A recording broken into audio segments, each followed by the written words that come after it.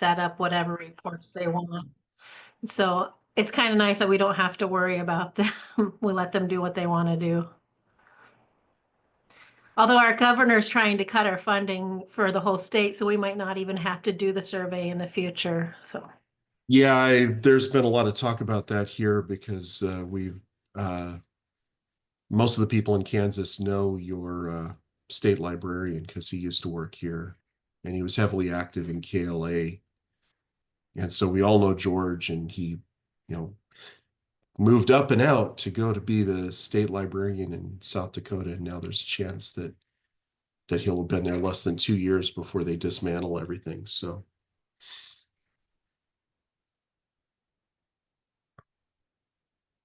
hopefully that won't happen. So it sounds like we're recording now. We're all good. So for those of you just joining us, watching the recording, we started the meeting and the recording wasn't working, and everybody said, "Who's in charge of this meeting?" And it was like, "Oh crap, George is in charge." And then we talked about a couple of things, and we ended up talking about state library surveys, end of year surveys, because we're doing that here in Kansas. South Dakota is about to do that. It sounds like Colorado is the easiest place to live if you want to do your state surveys. So I'm gonna repost these two Google Doc links. We talked about the 2411 upgrade and things that we've done to sort of make some fixes as well before the recording started. So just to make sure those get into the chat logs. yeah, and Christopher sent out a spreadsheet that I didn't realize. Apparently, I'm not on the mailing list the spreadsheet went out to. So I started a Google document separately, and now we've got links to both of those in there. So what else is going on with Consortia? Anybody doing anything fun or exciting? Oh, I don't know about fun or exciting. We are upgrading finally to 2405 on Monday. Wow. We waited until CLAMS was happier and then now followed suit. Because a lot of the cataloging stuff they upgraded and found a lot of it was broken, and I don't want to hear from angry catalogers. So we're like, we're just gonna wait until this stuff is fixed. And it seems like most of it is. But I wanted to ask Michelle, the broken library groups thing where you can't edit items at another library, like another branch in your library group. Our plan is to give anybody who needs to do that the permission to edit any items until we upgrade to 2411. We are also doing early adopters for 2411, but we haven't started testing. We're going to wait until after we upgrade to 2405, let that settle, and then start doing testing. We have like a document of all different things we have to test. I don't know if that's normal for everybody, but yeah, so I don't have anything to add about 2411 because we haven't done that yet. Yeah, so Michelle, I was wondering, did you guys do anything, a workaround for the edit library groups? It's just that they can edit any item. Yeah. Okay. Yeah, we're just waiting until 2411. Okay. Fingers crossed that they don't touch anybody else's. Yeah, we handpicked a group of people who we know needed that and sent them an email saying, please don't touch anybody else's, but you will technically have the option to do anything to anybody's items, but please don't. And they all have been very respectful so far and seem to be like scared to accidentally touch anything. So I think they're going to be super careful. Also, have you tested out the locking of records? Has that worked for you? No. Do you use the API at all? No. So we just got BT Cat for cataloging, but I'm not liking it at all. So I haven't used it. So yeah, I totally we prefer. Love BT Cat. Yeah, don't like it. But yeah, I have a lot of data that gets overwritten. So a lot of fields, extra fields, and you can only have 5 fields that don't get overwritten. So we have more than that. So that's a problem. Can you lock them in koha? Nope. Nope. The API, it overwrites everything, completely overwrites the record entirely. So That's that right.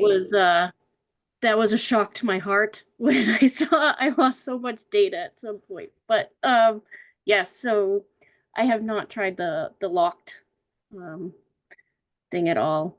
And Okay. maybe BT Yeah. will work one day.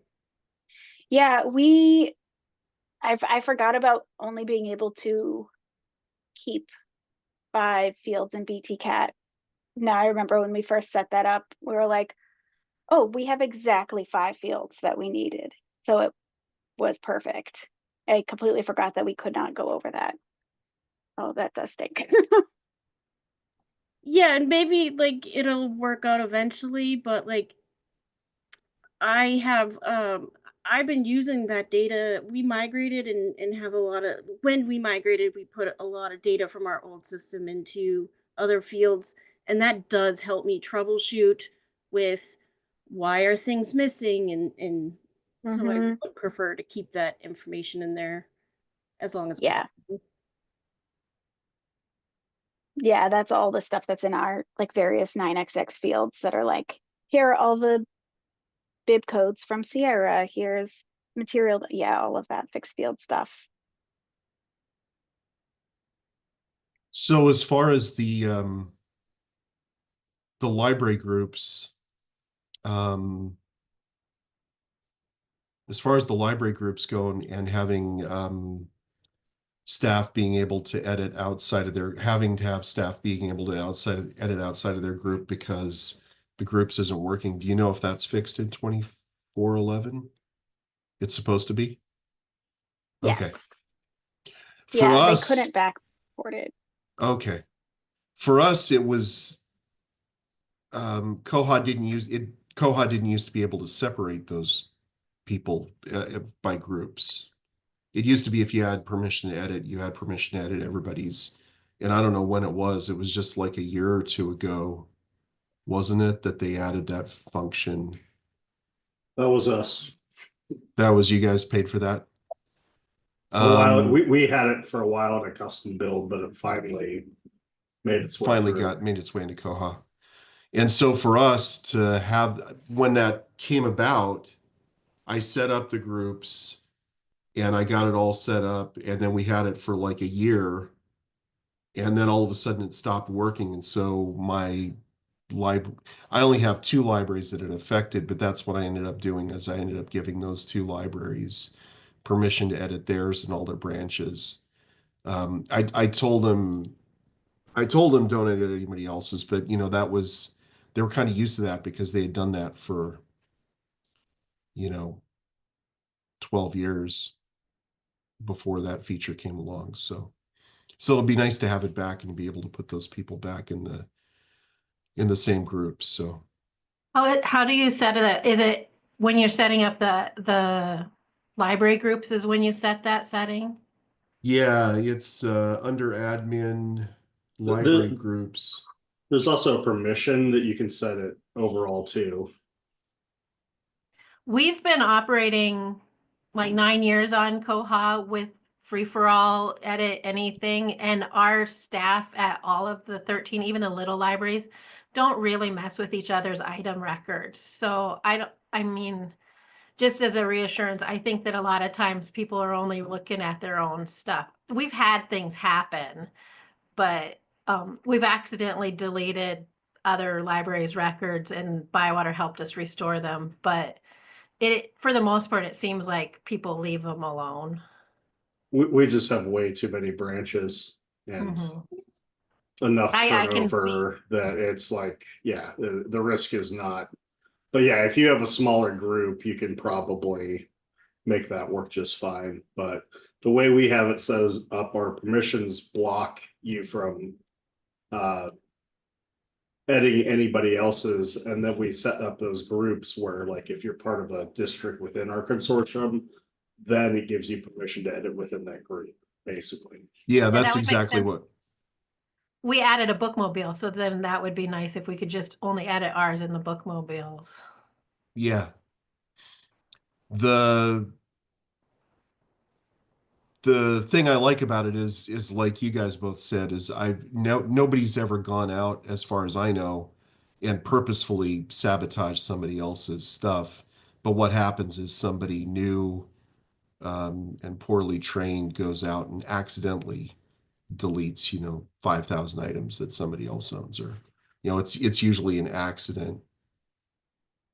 Yeah, my main concern is item groups. People adding items to different item groups by accident, because there's no log that records anything having to do with item groups. So if that gets changed, then we have no idea what was where. And we are having a lot of issues with new staff coming on, starting to use item groups, but not having been trained on them. And just, we have duplicate item groups being created, things being created in the wrong format. And so like patron holds are getting split between 3 different item groups because somebody didn't realize there was one already there. So, and our patrons are obsessed with periodicals. So I'm a little, that's my biggest concern in terms of accidentally doing something, because most everything else we can, as long as we do it within the 6 months or however long the logs store that information, we can kind of go back and figure out what happened if something went wrong. But item groups, but then, at the end of the day, it's a periodical. Those can fall through the crack of a couch and disappear. So, but item groups are the thing I'm expecting might have the most downsides of having everybody do everything, but hopefully we upgrade to 24/11 in the next few months, half a year. I don't know. We've been waiting for 24/05 for a while, so I don't know. I think Bywater said their plan was to start doing upgrades in March, Okay. but our test server is already upgraded, so I need to Yeah. go in and play with the I think too, groups. yeah. Yeah, we haven't used item groups because precisely those reasons of people adding things to item groups and not knowing what they're doing. And then I read that like if something is in an item group and it's withdrawn, you can't delete it or whatever, like it gets stuck somewhere. And so like all those things were just like, that's just adding another complication to like that. Yeah, we have like staff who, the substitute cataloging on a Sunday at the circ desk. Like it gets that bad. So it needs to be very locked down into what they can do, because it's just because it especially with periodicals, yes, the list can get long for them to order, but it's pretty clear in ours, like, okay, you may have to go to this one for May 2024 for this library, or scroll down to the next library, but they are kind of all there clearly. The call number is pretty clear, so you can actually select what you want. So yeah, it makes the list scrolling a little longer, but the effects of all the issues that can happen on the koha side, not with the patrons, but yeah, with the staff, we're just not using item groups at this time. Mm-hmm.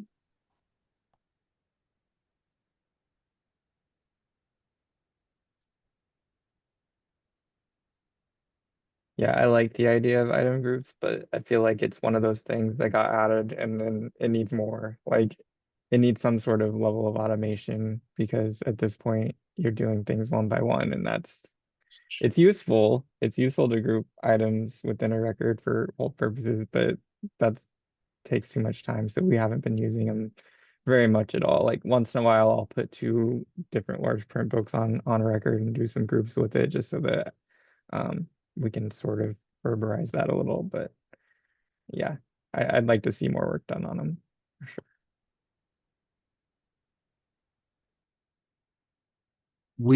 I've got it turned on and I've done a few of them, but I haven't taught my libraries how to use it really yet, except in a couple of cases, because it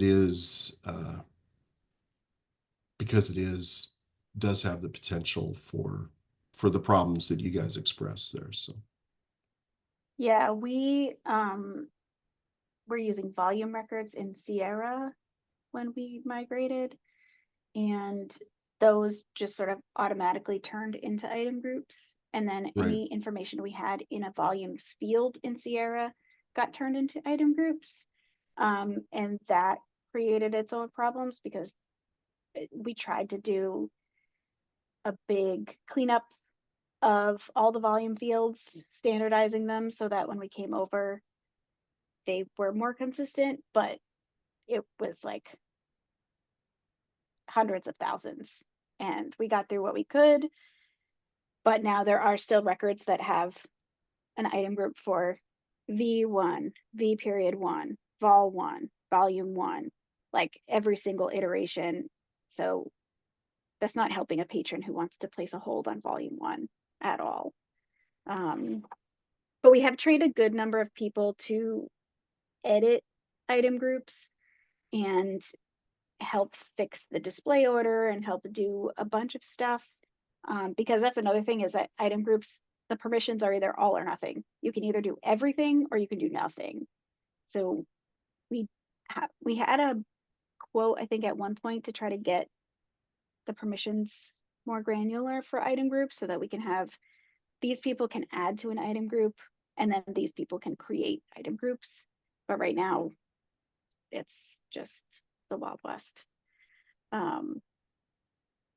But I think for the most part, people like it because they were used to it in Sierra.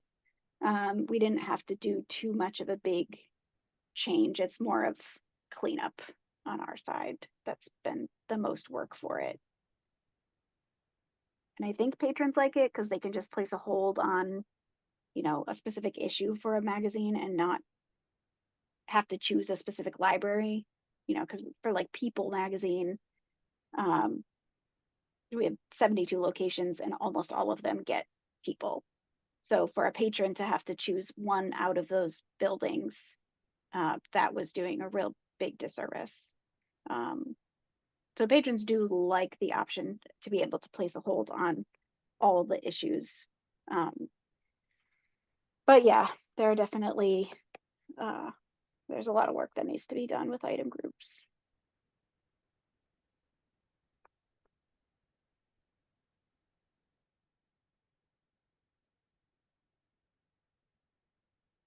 I'm just looking at Bugzilla to see what kind of bugs are out there about item groups, but item groups is not a great search in Koha. It yields more results than There's you're there's going to get just with. one I put in the chat. 336454 is add more permissions for item group cataloging. I also put in this bug 35380 regarding what Michelle talked about earlier. And that one's, it's in new, but it has a patch. So like if you're able to test it, that somebody's been working on that one.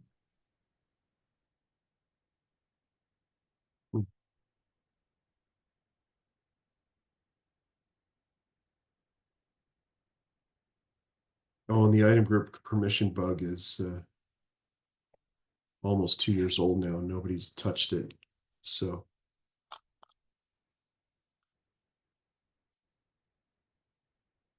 but I'll follow it now.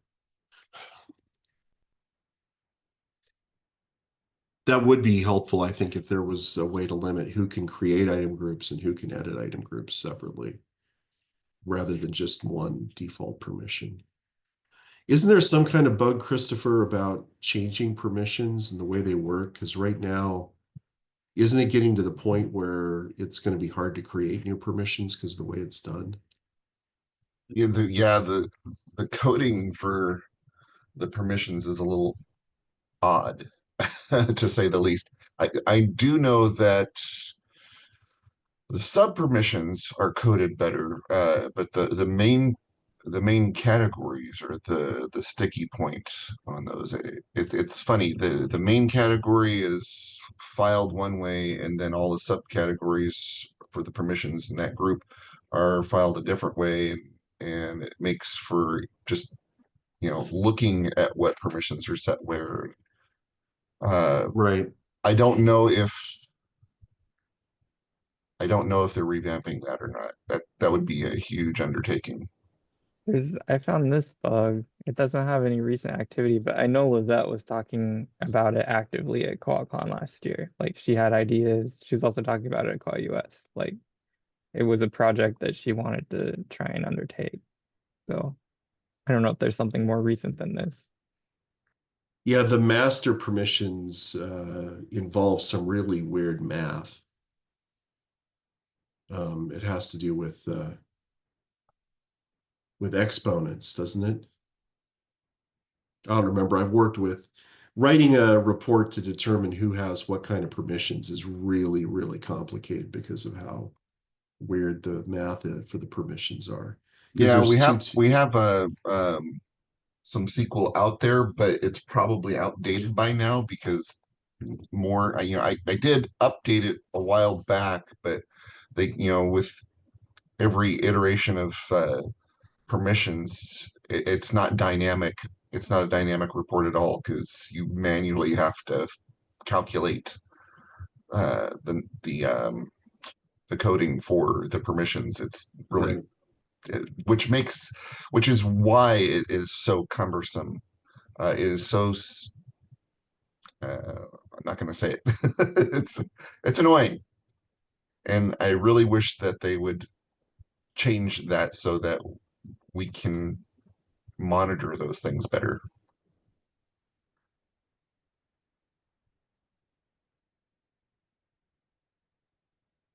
There's another bug that looks like Christopher put in that has a little bit more recent discussion. The granular permissions for everything one.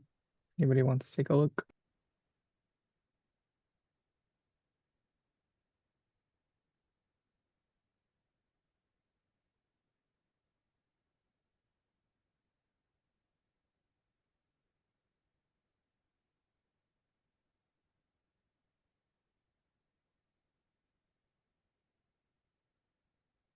Wow, yeah, I'm looking at some of the permission reports on the wiki, and some of these are crazy.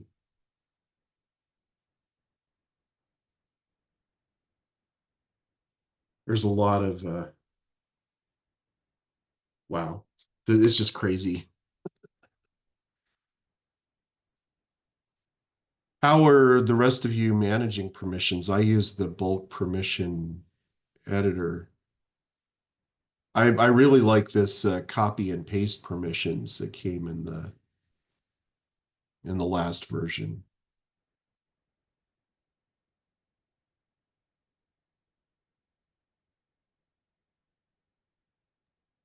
We actually, and this is probably why I need to go and update the report to capture more, but we usually run a report listing who in the system has permissions, and we divvy that out to each library and let them review who has what's outdated, who fell off the grid and didn't get removed when the employee stopped working there and things like that. So we annually review these things to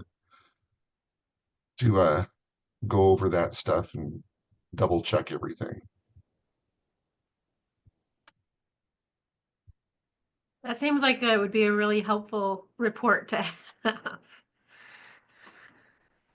It's out there, and to my knowledge, it will work. It just won't get the newest permissions that are on there, but it'll give you a fairly good picture.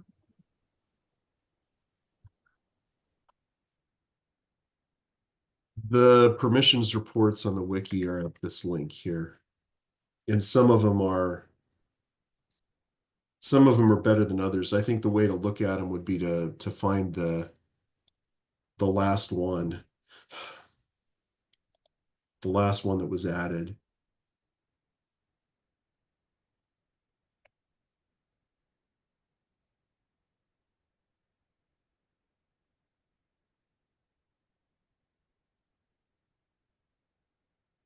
And maybe some of these have versions on them. It'd be probably wouldn't be a bad idea to curate them and get some better information about versions.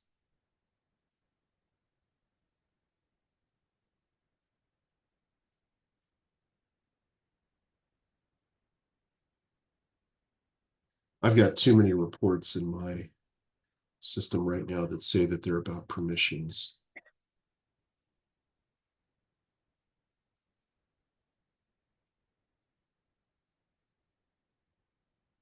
Because new permissions are added all the time. I'm seeing that I haven't run this one in a while, but there's a new flag for the preservation module, which was added last time around. And I bet there's going to be more if I run the same report on my test server. I bet there's more stuff in there now.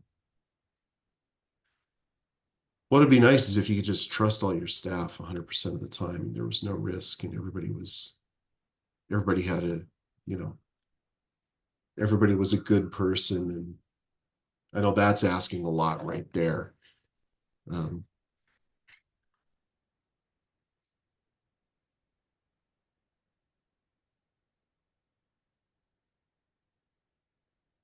You know that they're complicated when I've got a report just for telling me how to write a different report.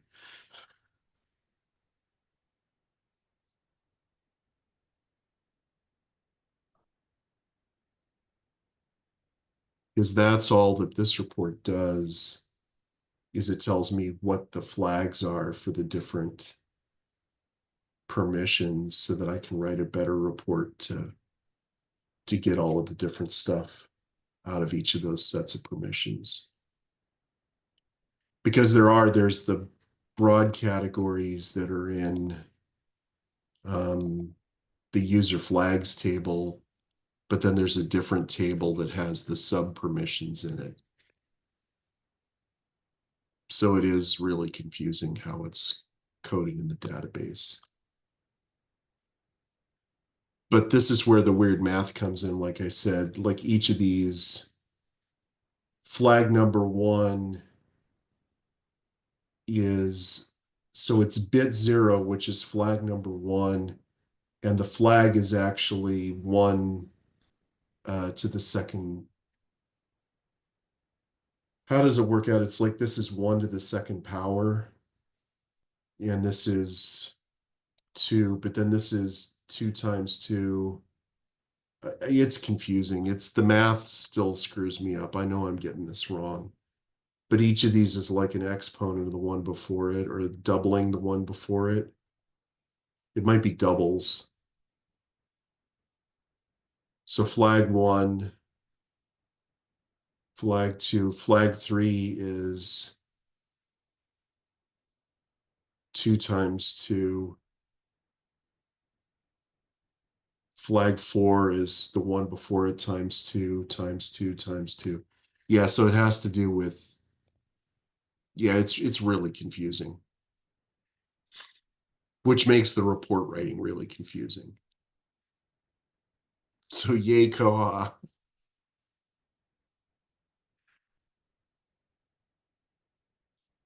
And then that all links in weirdly to the sub permissions table, which I don't remember the name of that table.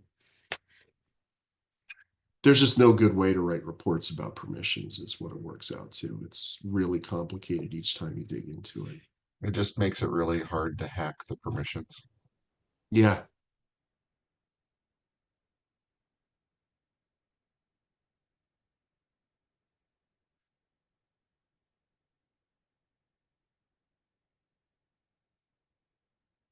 Anything else anybody wants to talk about?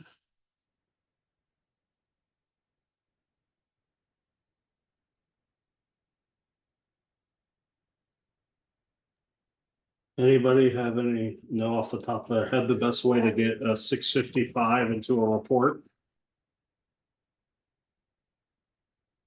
Getting mark data into a report isn't that hard. It's pretty easy. You have to extract stuff. It's not just like you just type in the field. So Yeah, but that's not too hard.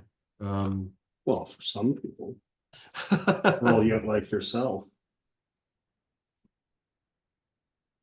I don't know. Have we ever done a video on getting the fields, Christopher? I bet we have.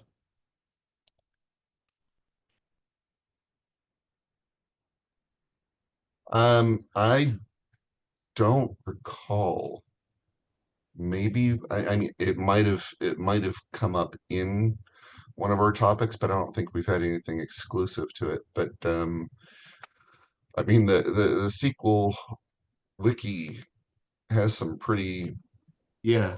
clear instructions right at the top on that one. It's not it's cumbersome trying to come up with it from scratch, so I always have to refer to something in order to grab it and figure it out. But you know, once you have the format for it, you just change uh, the bits that you're referring to, and that's pretty much it.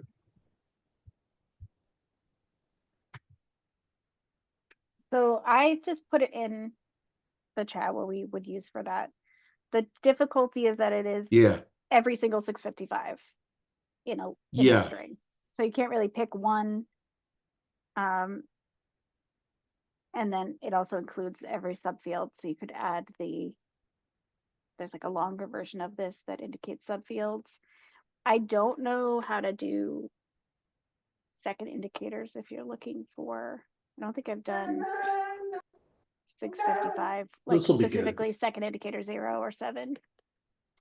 No, we're not going For to worry sure. about that. We're just going to give them what they asked for. And this is what they asked for. Well, it sounds like a good idea for a video sometime, though, as to how to, Christopher. Sounds like that's something we can do. Maybe not as quickly as we did the last one. Who did we do the last video for? I don't remember. Well, it was Christy at in Ohio. Are you talking about what question we answered, or The question we answered last week. yeah, it was about a report. Yeah, last week we had a question on Tuesday and we answered it on Thursday. That was awesome. It's like instant. I don't know if we'll get to that quickly, Bob, but I think we should do a video sometime on extracting marked data. You look excited about that, Christopher.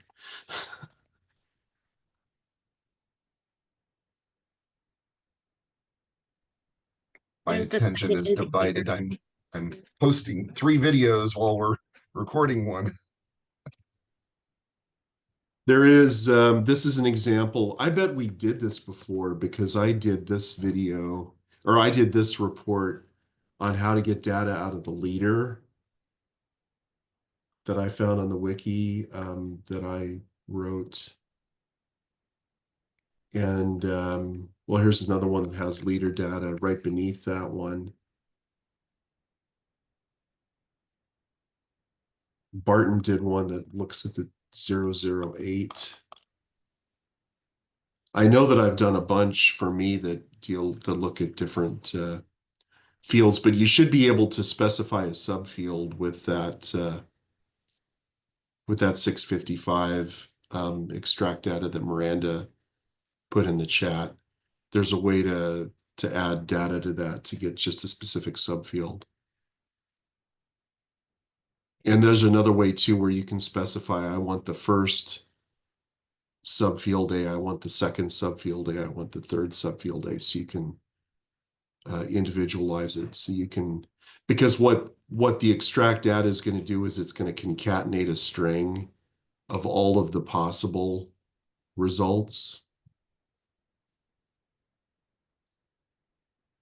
Yeah, Jason's got it. Yeah.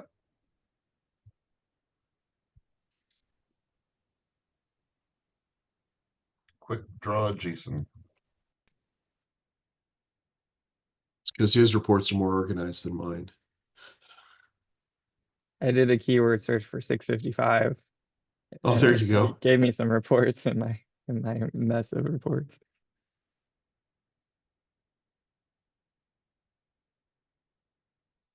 And this is assuming there is data in the 655.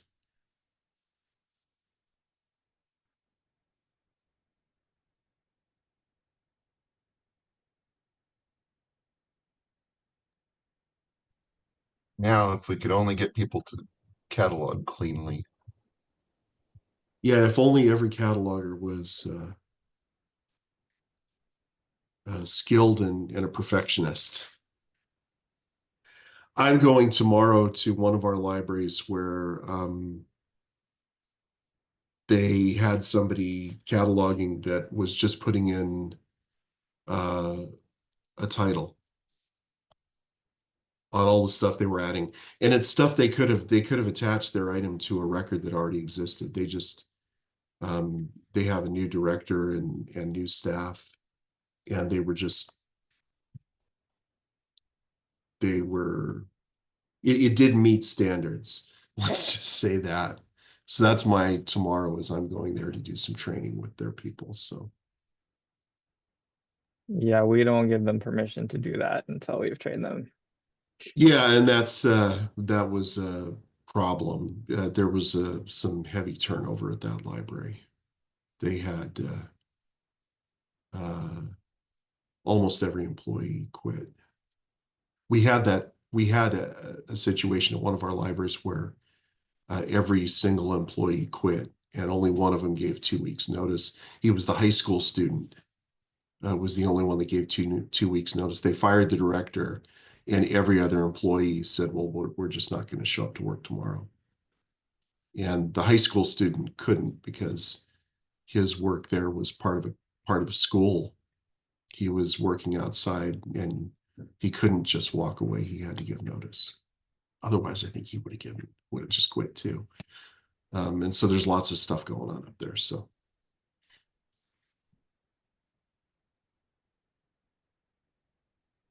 Can I throw out another question? sure. So we are running into a situation where a subset of libraries has a board that's making some policies that are making some challenges for our consortium rules.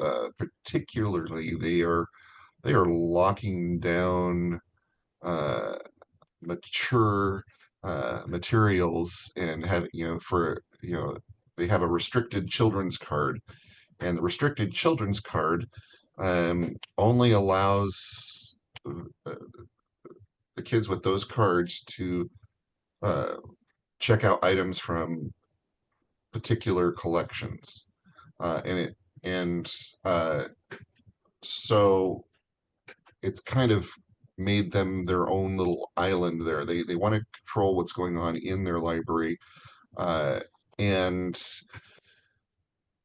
to prevent these cards from placing holds on things outside of their collections.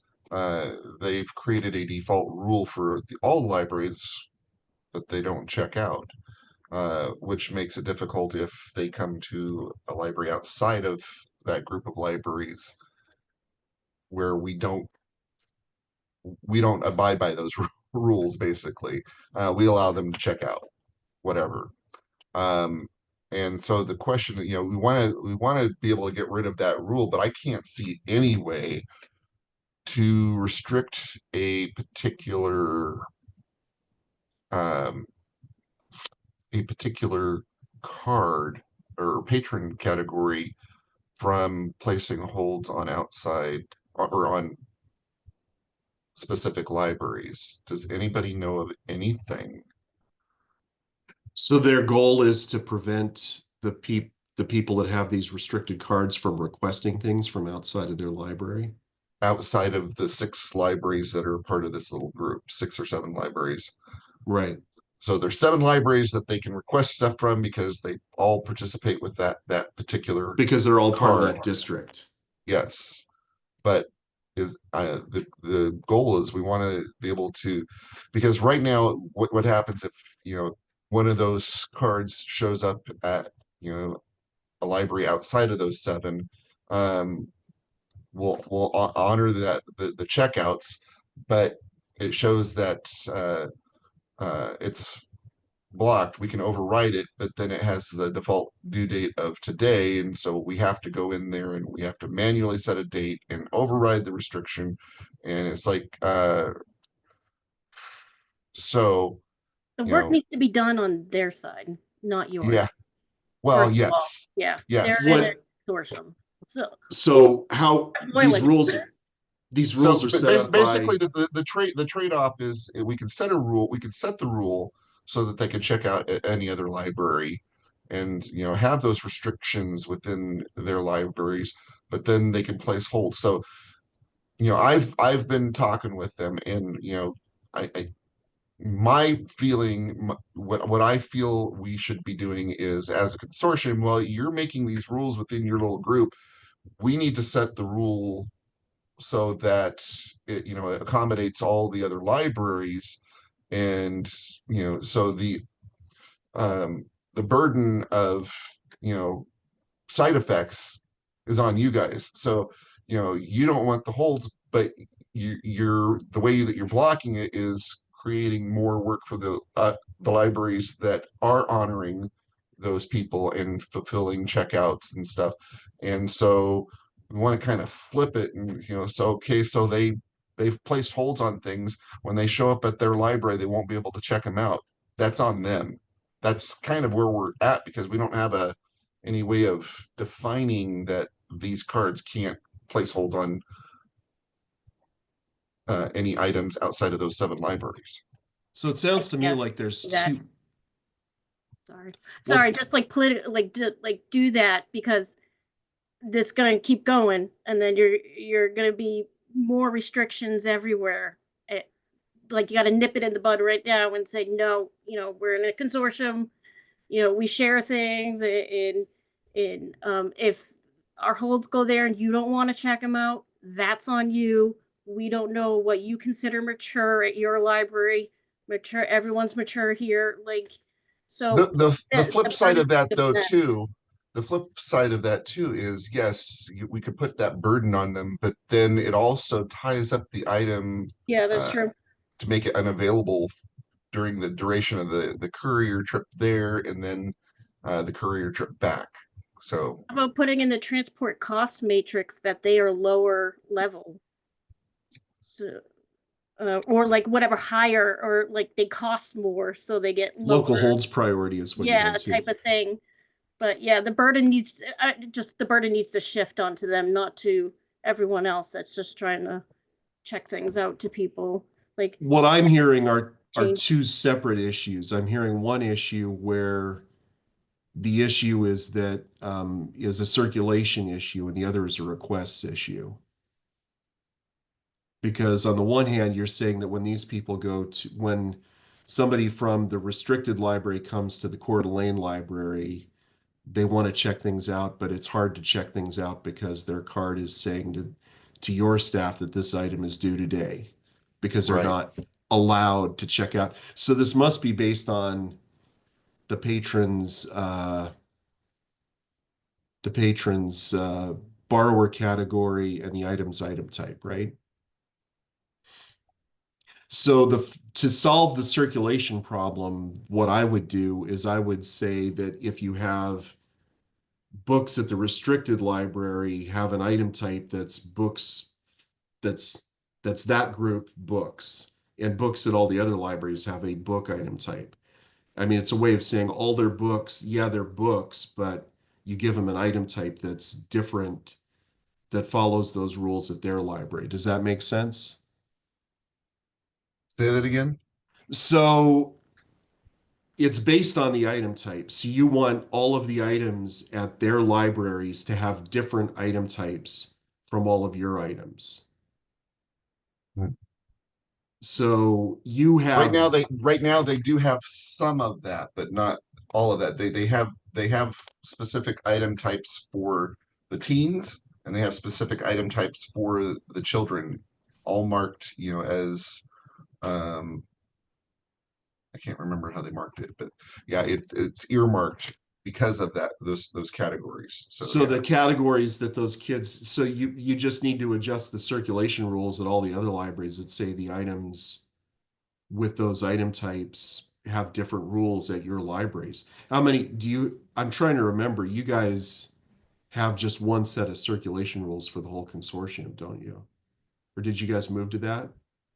We have a general set of rules, but then we have a few fringe rules that we have to work around for And different. when an, okay, this might be the issue. When an item goes from like Athol to Coeur d'Alene, does it, when it gets to Coeur d'Alene, does it follow the Athol rules or does it follow the Coeur d'Alene rules? It follows the rules of the library that they're checking out at. Well, then that's what you need, is you just need to set the rules for your library to match your library's rules. You need to, those item types aren't in your circulation matrix, are they? Right, but the problem is they have basically the rules for every other library set to not circulate, so that Oh, so people from their library can't. those cards can't place holds on any of our stuff and have it sent there. That's how they're blocking those cards from placing holds on our stuff. What's going to happen eventually is that they're going to drop out of the consortium. That's what we're hoping to avoid. Yeah, I would hope to avoid that too, because I'm 99% sure I know which group of libraries this is. And, you know, John Hartung would have never put up with that. Nope. So, well, from starting off with almost nothing, you picked like the worst time to ask that question, when it's almost time to end. I've actually got to get going here. So Something to mull over for the next. yeah, we good can talk luck. about this next time. Yeah. Good luck. So we're supposed to meet on the fourth Thursday of every month, which next month should be the 27th of February. So we'll see you all then. And I will do better to remember that I'm in charge of this group next time. So I'll try and remember to send out an agenda beforehand and all that. So I think I'm going to do the agendas here like I like the way Aspen Discovery does their agendas for meetings. They just have one agenda for the whole year and they just add to it every meeting. So that seems to be a real efficient way to do it. So I'll do that for next time, and we'll see you all next month, if not sooner.